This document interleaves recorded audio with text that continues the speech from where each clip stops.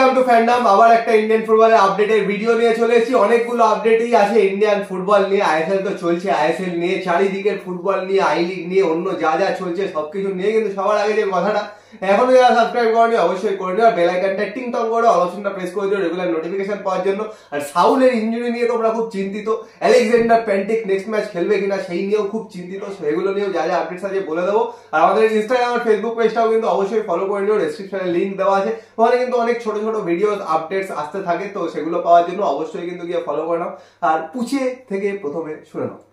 তো প্রথমে বলি যে ইন্ডিয়ান ফুটবলের যে আপডেট গুলো সেগুলো একটু দিয়ে দিই। তো তার মধ্যে বলে রাখি যে আজকের থেকে কিন্তু টার্কিশ ওমেন্স কাপ শুরু হচ্ছে, যেটাতে কিন্তু ইন্ডিয়া ওমেন্স টিম পার্টিসিপেট করছে।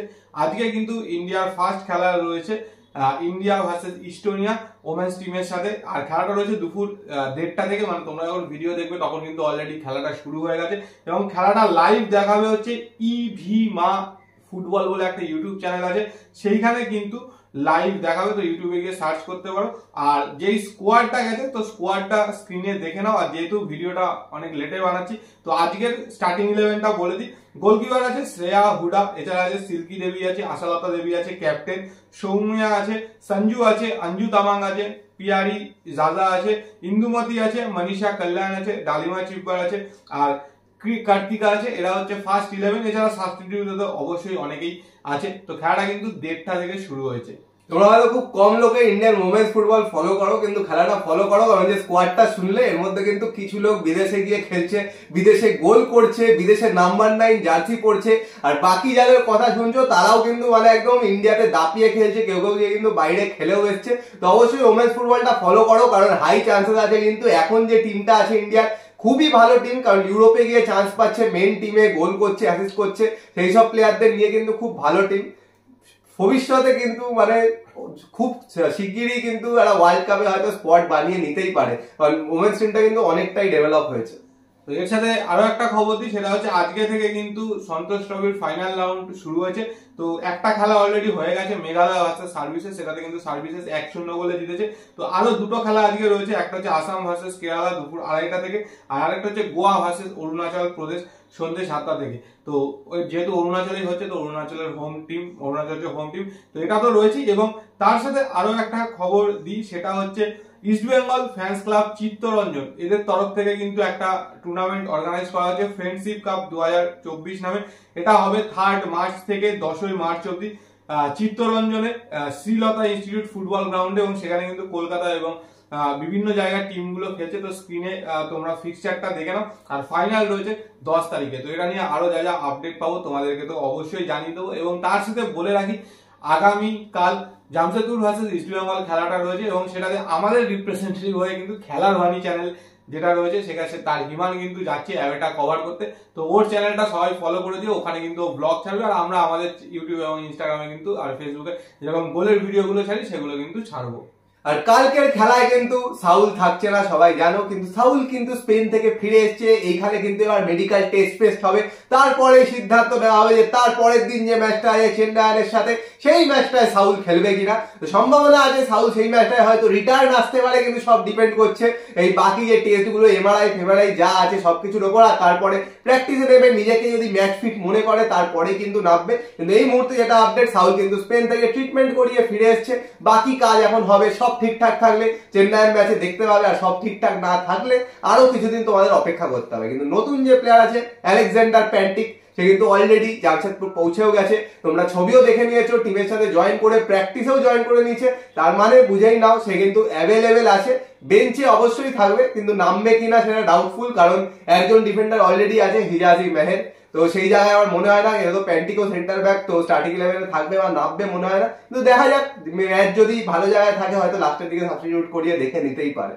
এবং এর সাথে আরো একটা আপডেট দিই, সেটা হচ্ছে আজকে কিন্তু আইএফএ এর সাথে এআইএফএ এর একটা মিটিং রয়েছে। এআইএফএ এর যে এই মুহূর্তে অ্যাক্টিং সেক্রেটারি রয়েছে সত্যনারায়ণ, ওনার সাথে কিন্তু মিটিং রয়েছে। সেই মিটিং এ কিন্তু Kolkata football league, IFA shield এই দুটো নিয়ে মেনলি আলোচনা হবে, যে কলকাতা লিগ এবং আইএফএ শিল্ডটা এতে করা যায়। কারণ এই মুহূর্তে ইন্ডিয়ান ফুটবলের যে ক্যালেন্ডারটা পাবলিশ করছে তাতে কিন্তু কোনো রকম স্লট নেই স্টেট লিগ গুলোর জন্য।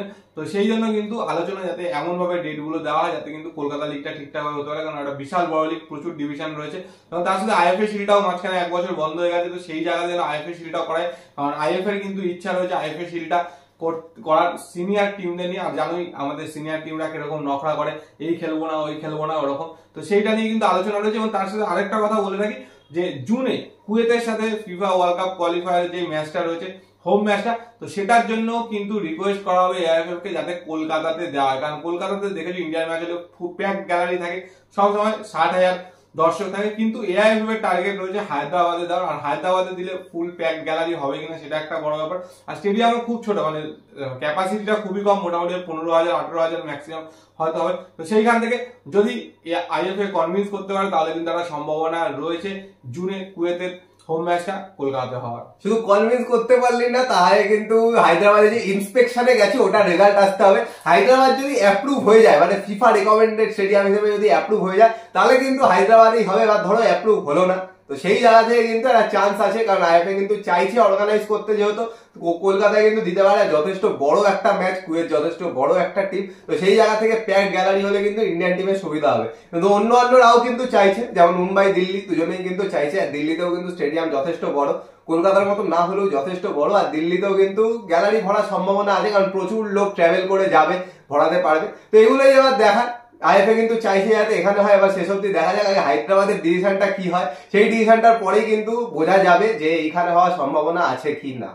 এবার চলে আসে একটু হুগো বুমোকে নিয়ে। তো অনেক জায়গায় দেখলাম একটা স্ক্রিনশট শেয়ার হয়েছে যে কি টুডে টুমোরো এরকম একটা রিলেটেড কার সাথে। তো হুগো বুমো চলে যাবে এরকম একটা অনেকেই জিজ্ঞেস করছে। তো বলে রাখি আমাদের কাছে যতদূর খবর, হুগো বুমোর কিন্তু অন্তত এই সিজন মানে মে মাস অব্দি কিন্তু কোথাও যাওয়ার সম্ভাবনা নেই আমরা যতদূর জানি। যদি তারপরে যায় বা নতুন কোচ এসে যদি বলে না হুগোর মতো প্লেয়ারকে আমার লাগবে না, তো সেই ক্ষেত্রে ওর সাথে কিন্তু মিউচুয়াল টার্মিনেশন হতে পারে বা মিউচুয়াল একটা আন্ডারস্ট্যান্ডিং করে কিছু হতে পারে। তো তার আগে যদি হুগোর সাথে কিছু হবে বলে অন্তত খবর কিন্তু আমাদের কাছে নেই।